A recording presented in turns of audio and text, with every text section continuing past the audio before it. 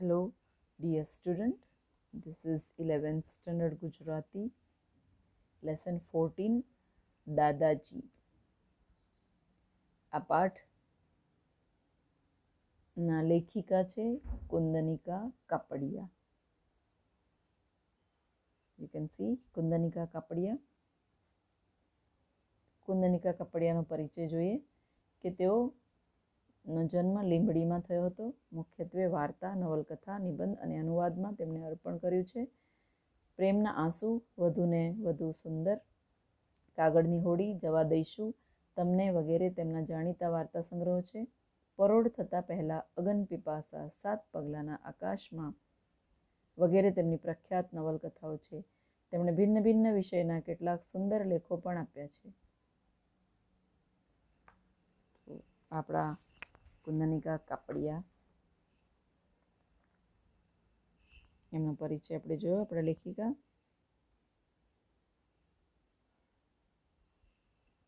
Come to the page 64. તમારે text બુકમાં જોતા રહેજો. પેજ 64. પહેલાં હું ઇન્ટ્રોડક્શન વાંચું છું. કોઈ અનાથ બાળકને પણ જો અખૂટ સ્નેહથી ઉછેરવામાં આવે તો તે સ્વજનથી પણ વિશેષ મમત્વ અને પ્રેમ આપે છે. કે કોઈ અનાથ બાળકને આપણે પ્રેમ આપીને ઉછેરીએ તો એ આપણા સગા કરતાં પણ સારી રીતે આપણને સમજે છે. એ તો આપણે કેટલા મૂવી અને એમાં જોઈએ છીએ. અને નાવાડેઝ ઘણા આપણે જોઈએ છીએ કે ઘણા બાળકોને દત્તક લઈને ઉછેરે છે તો એ લોકો ભણી ગણીને સારા એવા સમજદાર વ્યક્તિ બને છે. તે રહસ્યને લેખિકાએ આ વાર્તામાં કૌશલપૂર્વક સમજાવ્યું છે. જીદુનાથે 16 વર્ષ પહેલાં અનાથ નવજાત બાળકીને પોતાની પૌત્રી ગણીને પાળી પોષી તેથી કલ્યાણીને માટે એકલવાયું જીવન ગુજારતો જીદુનાથ અભિન્ન એવો દાદાજી બની ગયો. કે જીદુનાથ એક 16 વર્ષ પહેલાં અનાથ નવજાત બાળકીને એટલે કે તાજી જન્મેલી છોકરીને પોતાની પૌત્રી ગણીને પાળી પોષીને મોટી કરી. પૌત્રી એટલે દીકરાની દીકરી, તેથી એને એનું નામ કલ્યાણી રાખ્યું હશે. એકલવાયું ન લાગે એટલા માટે એ પોતે પણ એકલો જીવન ગુજારતો હતો. જીદુનાથ અભિન્ન એવો દાદાજી બની ગયો. લેખિકાએ કલ્યાણી અને જીદુનાથ કેવા એકમેકના આધાર બની ગયા છે તેવું ભાવવાહી આલેખન કર્યું છે. બંને પાત્રોમાં, ઉદ્ગારોમાં, મનોવ્યાપારોમાં અને વ્યવહારોમાં એમના ઊંડા સ્નેહનું દર્શન કરાવ્યું છે. વાર્તા લેખિકા અહીં કલ્યાણી 16 વર્ષે પરણીને સાસરે જતા અડધેથી જ પાછી દાદાજી પાસે આવે છે. એના વાર્તા વસ્તુના વળાંક માટે પેલા રેંકડીવાળા અને તેની સ્નેહાળ પૌત્રીનો ઉપપ્રસંગ મૂકીને મમતાભર્યા સ્નેહનું મહત્વ સ્થાપે છે. અહીંયા લેખિકાએ એવી ભાવ પરિસ્થિતિ સમજાવી છે. કલ્યાણી એક અનાથ બાળકી છે. જીદુનાથ 16 વર્ષ પહેલાં નદી કિનારેથી અનુકંપાથી પ્રેરાઈને એને પોતાને ઘેર લાવે છે. નદી કિનારે એને કોઈ મૂકી આવ્યો હશે, નિર્દય વ્યક્તિ.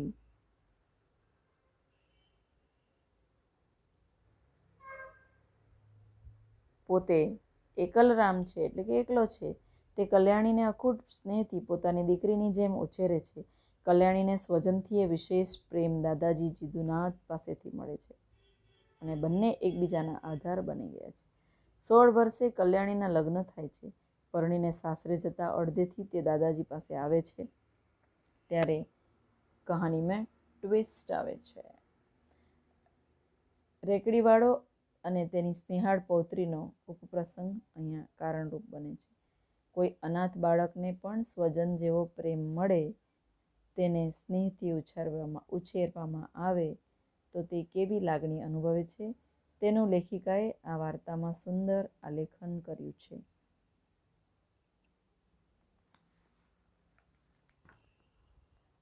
તો લેસન જોઈએ આપણે.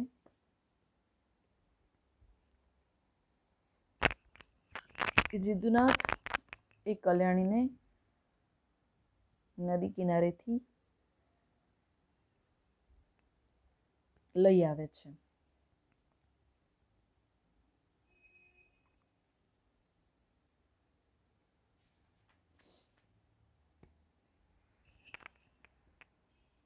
કલ્યાણી જીદુનાથને ધ્રુજતા સ્વરે જીદુનાથ બૂમ પાડે છે. એ જોરમાં કહે છે, આવી દાદાજી. અંદરથી કલ્યાણી ઉત્તર આપે છે અને ઝટપટ એનું કામ છોડીને બહાર આવી જીદુનાથના હાથમાંથી વસ્તુઓ લઈ લેતા દુઃખી થઈને બોલી, તબિયત જરાય સારી નથી દાદાજી. શા માટે આટલી બધી મહેનત કરો છો? દર્દને દબાવીને જીદુનાથ ફિક્કું હસ્યો. કોમળ કંઠે એણે કહ્યું, મહેનત તો કરવી જ પડે ને બેટી. લગ્નનો દિવસ હવે દૂર નથી. કામ ન કરું તો કેમ ચાલે? કહે જોઉં. કલ્યાણીનું મોં પડી ગયું. કશું બોલ્યા વગર બધી વસ્તુઓ લઈને ચૂપચાપે અંદર ચાલી ગઈ. એને જતી જોઈને જીદુનાથે એક નિશ્વાસ મૂક્યો અને પછી ધીરે ધીરે એ અંદર આવી બેઠા. જીવનની પાનખર હવે આવી પહોંચી. સૂકા થઈ ગયેલા આ ખખડધજ વૃક્ષને ઢળી પડવાને હવે વાર નથી.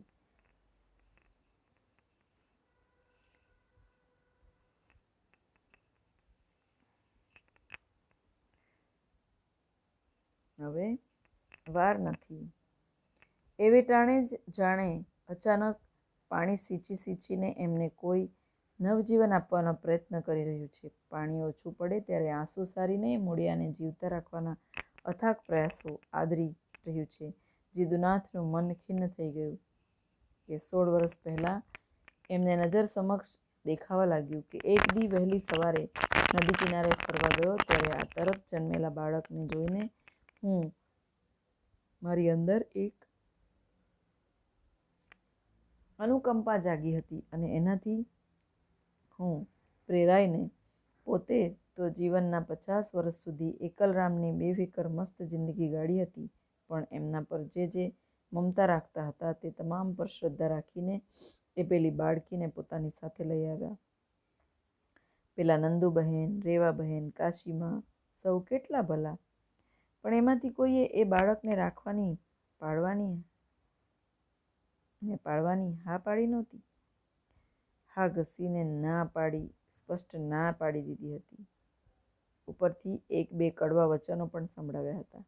જાણે બાળકના જીવનના મૂલ્ય મા બાપની કાયદેસરતા પર જ અવલંબેલા હોય. જીવન તરીકે તો કોઈ સ્વીકાર કરતો જ નહોતો. જીદુનાથને બધું યાદ આવવા લાગ્યું. બધેથી જાકારો મેળવીને નિરાશ હૈયે અસૂજ મને એ ઘેર પાછા ફર્યા. પોતાના પરિચિતોમાં પોતે જે શ્રદ્ધા આરોપી તે કેવળ અજ્ઞાનનું જ બીજું સ્વરૂપ હતું એવું સ્પષ્ટ સમજીને નંદવાઈ ગયેલી આશાએ એ પાછા ફરે. એ બપોર પડી ગઈ. આ જ ખાટલા પર બાળકીને સુવાડી એની સામે અનિમેષ નયને તાકી એ ક્યાંય સુધી ઊભા રહ્યા. જ્યારે છોકરી રડી ત્યારે ચમકીને એ ભાનમાં આવ્યા હતા અને દૂધ લેવા જલ્દી નીચે ઉતરી પડ્યા. એમ જીદુનાથ એક બાળકીને લઈ આવે છે, એને મોટી કરે છે અને હવે બાળકી 16 વર્ષની થઈ જાય છે. તો જીદુનાથ એને પરણાવવાની તૈયારી કરે છે.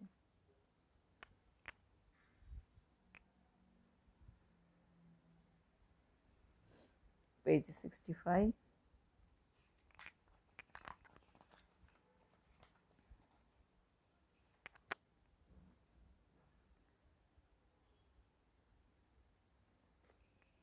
દિવસ અને રાત્રિઓ ત્યાર પછી વીતતા ગયા. બીજમાંથી અંકુર, અંકુરમાંથી છોડ ને વધતા આજે કલ્યાણી એક સોહામણી ફૂલવેલ બની ગઈ. આ જીદુનાથના પ્રાણને અને સ્નેહને જેણે ઝુલાવ્યો છે એવા જીર્ણ દેહ પર મમતાનો હાથ ફેરવ્યો છે. ઝીણી ઝીણીની કાળજીને લઈને એમને અવશ બનાવી મૂક્યા છે. કલ્યાણી કોઈ પરાઈ કન્યા છે. કુળ કે ઘરબાર વગરની માતા પિતાથી ત્યજાયેલી કન્યા છે. એ સમયાલીન સ્મૃતિ સરખી થઈ ગઈ છે. આજ કલ્યાણીના દેહ પર વસંત ફૂલની મહેક ઉઠી છે. એટલે કે કલ્યાણી મોટી થઈ ગઈ છે, 16 વર્ષની થઈ ગઈ છે. એને પરણાવવાનું નજીક આવી ગયું છે. તો હું તમને ચિલ્ડ્રન પેજ વાઇઝ બ્રીફમાં સમજાવું છું અને પછી question answer. I am not reading full lesson. કે જીદુનાથ એની સાથે હળે મળે છે, એનું નામ કલ્યાણી રાખે છે અને એની કાળજી લઈને એને મોટી કરે છે. અને હવે જ્યારે એને પરણાવવાનો સમય આવે છે ત્યારે એને દુઃખ થાય છે.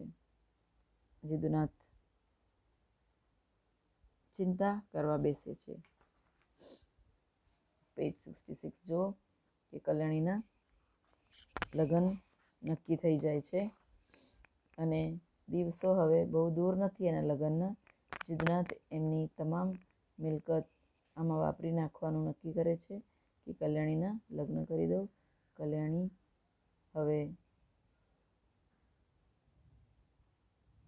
કલ્યાણીના લગ્ન કરે અને પછી એને વિદાય આપે, પરંતુ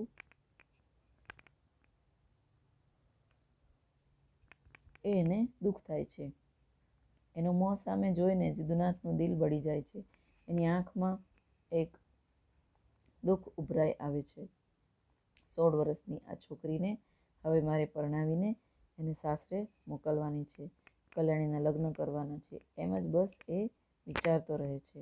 અને હું આ એકલો બુઢો આદમી કેવી રીતે રહી શકીશ એમ પણ થાય છે.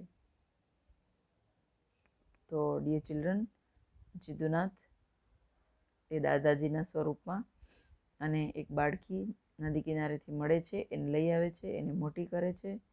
મોટી કરે પછી 16 વર્ષની થાય છે ત્યારે એના લગ્નની તૈયારી કરે છે. એના લગ્ન નક્કી થાય છે. લગ્નના દિવસે જાનૈયાઓ આવી પહોંચે છે. ખાસ માણસો નથી, વર સહિત બધા હળીમળીને કુલ 4 જણા છે. જીદુનાથની તબિયત સારી નથી એટલે વધુ કાંઈ કરી શક્યા નથી. બહાર કશી ધામધૂમ કે ધમાલનો અભાવ છે. જીદુનાથ મહેનત કરે છે. પછી આ કુટુંબને શોધી કાઢ્યું એટલે લગ્ન માટે આ છોકરો શોધ્યો એમ કુટુંબમાં છે, પણ કોણ? એમના જેવા જ તરછોડાયેલા છતાં ભદ્ર લોકો, યુવક, એની બુઢી માં અને નાની બહેન. એ લોકો બહુ પૈસાદાર નથી પણ ખાનદાન છે. વર છે કાંતિમાન, સંસ્કારી, એક ડાહ્યો છે. કલ્યાણી જીદુનાથની પુત્રી નથી એ વાત એ જાણે છે, પણ કલ્યાણી એને ગમી છે. લગ્ન પછી જીદુનાથ પણ પોતાના ઘરે આવીને જ રહે એવો એણે ખૂબ આગ્રહ કર્યો. જીદુનાથને પેજ 67. અને જીદુનાથને કલ્યાણીને કારણે ક્યારેક એવી ઈચ્છા પણ થઈ જતી કે એ લાગણીઓ અને દોરથી બંધાતી લાગી. આખરે લગ્નનો સમય આવે છે. દિવસો જેના વીતતા નહોતા એની સાંજ તે દી જલ્દી પડી. જીદુનાથે કન્યાદાન આપ્યું. એનું શરીર ધ્રુજતું હતું. હવે જીદુનાથ પણ વૃદ્ધ થઈ ગયા છે. કલ્યાણીના લગ્ન કરે છે. કલ્યાણીની આંખમાં આંસુ છે અને એનું હૃદય જાણે ભેદી સ્વરો બહાર નીકળવા મથી રહ્યા છે કે તમને છોડીને ક્યાંય નહીં જાઉં દાદાજી, મરી જાઉં દાદાજી, પણ ક્યાંય નહીં જાઉં દાદાજી. આવા વિચાર એને આવે છે. લગ્નની વિધિ સમાપ્ત થાય છે. નવદંપતિ જીદુનાથને પગે લાગવા આવે છે. એટલે કે કલ્યાણી અને એના પતિ બંને જીદુનાથના પગમાં માથું નમાવ્યું. જીદુનાથ પગથી માથા સુધી કંપી ઉઠ્યા. ભાંગતા અવાજે તે બોલ્યા, સુખી રહો બેટા. કલ્યાણીએ એને ડૂસકું ખાધું. એક રડી. એના નમેલા માથા પર જીદુનાથના આંસુ ટપકવા લાગ્યા. દિવાલનો એણે આશ્રય લીધો. એની આંખે અંધારા આવવા લાગ્યા. પછી કલ્યાણી દાદર પરથી ઉતરવા લાગી. પગથિયાં ઉતરતી તે અટકી જાય છે. એણે જોયું પાછળ કે કોઈકે છેડો પકડીને થોભાવી કે શું, પણ એ તો પેલી સફેદ બિલાડી હતી, કલ્યાણીની હંમેશાની સાથીદાર. નજર પડતા જ કૂદકો મારીને દૂર નાસી ગઈ. દાદાજી, દાદાજી, કલ્યાણીના ગળામાંથી શબ્દો રૂંધાવા લાગ્યા. જવું ગમતું નથી દાદાજી. એનું મન લાખ વાર એકની એક વાત ઘૂંટ્યા કરે છે કે લગ્ન પછી કલ્યાણીને એને જવું નથી એના સાસરે, બિકોઝ ઓફ દેટ દાદાજીની સેવા કોણ કરશે? એ એકલા જ છે. અત્યાર સુધી દાદાજીએ એને સાચવી, હવે દાદાજીને સાચવવાનો એનો વારો છે. એમ એને લાગ્યું કે મારે હવે દાદાજીની સેવા કરવી જોઈએ. સ્ટેશન તરફ રસ્તા પર વરની સાથે કલ્યાણી જતી હતી. ઝરૂખામાં ઊભો જીદ્દુનાથ જોતો હતો કે પોતાના ઘરથી અંધારા ઘેરા બનતા હતા. કલ્યાણી આગી પાછી છાયા એવી પડછાયા જેવી બનતી હતી. આખરે ઝરૂખામાંથી એ દેખતી બંધ થઈ ગઈ. જીદ્દુનાથે કપાળ પર હાથ ફેરવીને નીચે ઉતરી આવેલા વાળ ઊંચા કર્યા અને દૂરના કોઈ ઘર આંગણે લગ્નની શરણાઈ ગુંજી ઉઠી. હવે કાંઈ દેખાતું નથી, ઓળાઓ સરી પડ્યા, આમ બધું બોલે છે. આમ રેલગાડીના ડબ્બામાં એટલે ટ્રેનના એને લાગ્યું કે અંધકાર અને વન જંગલો વચ્ચેથી રેલગાડી જતી હતી. ડબ્બામાં બેઠેલી કલ્યાણી શું વિચારતી હતી એનો એના પતિને ખ્યાલ નહોતો. ક્યારેક એ કલ્યાણી સામે નજર ઊંચી કરી એક મીઠું સ્મિત વેરી ફરી નજર વાળી લે છે. કલ્યાણીની આંખની અટારીએ આંસુના તોરણ બંધાઈ ગયા છે. સ્મિતનો ઉતાર વાળવા લાગ્યો છે. આંચકા સાથે એક મોટા સ્ટેશન પર ગાડી ઊભી રહી છે કે આફ્ટર મેરેજ કલ્યાણી એના પતિ સાથે રેલગાડી એટલે ટ્રેનમાં જઈ રહી છે એના સાસરે, અને એને દાદાજીના જ વિચારો આવે છે. એના પતિ થોડી વારે એના તરફ જોઈને સ્માઇલ આપી દે છે, પરંતુ કલ્યાણી દાદાજી વિશે જ વિચાર કરે છે. અને મીનવાઇલ એક સ્ટેશન પર ગાડી ઊભી રહે છે. અંધકારમાં બત્તીઓનો પ્રકાશ ઝબકે છે. ચારે બાજુ ઉતારુઓનો અવાજ અને કોલાહલ. રેલવે સ્ટેશન જંકશન છે, પાછું સ્ટેશન કરતાં મોટું. અહીંથી ગાડી બદલાવાની હતી, પણ બીજી ગાડી આવવાને હજુ 2 કલાક વાર હતી. વેઇટિંગ રૂમમાં જઈ સૌએ ઘડીભર આરામ લેવાનો વિચાર કર્યો. કલ્યાણીને એટલે ત્યાંથી બીજી ગાડી ચેન્જ કરવાના હતા. કલ્યાણીને વરે એની આંખોમાં આંખ પરોવી મૃદુ સ્વરે કાંઈક કહ્યું. કલ્યાણી કશું સમજી નહીં, પણ એને લાગ્યું કે થોડી વાર સૂઈ જવાનું કહે છે. એણે ડૂકું ધૂણાવ્યું ને આરામ લેવાનો પ્રયત્ન કર્યો. બીજા બધા પણ સૂઈ ગયા. કલ્યાણીની આંખો મીચાઈ ગઈ નહીં. હૃદયમાં ઊંડે વેદના થતી હતી.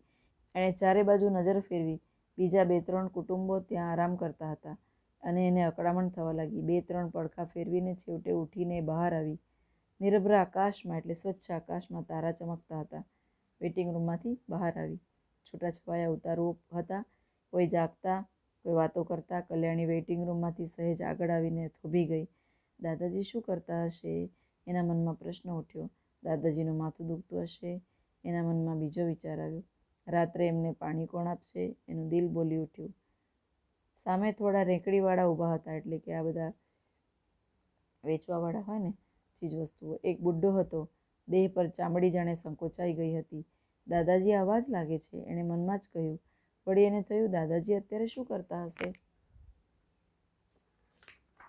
પેજ 68. તો કલ્યાણી રેલવે સ્ટેશન પર બહાર આવે છે અને જુએ છે તો રેંકડીવાળો એટલે બધી વસ્તુ વેચવાવાળા જે હોય રેલવે સ્ટેશન પર એ બધામાંથી અને એક વ્યક્તિને જોઈને દાદાજીની યાદ આવે છે. આનાથી આગળનું આપણે બીજા વિડીયોમાં જોઈએ.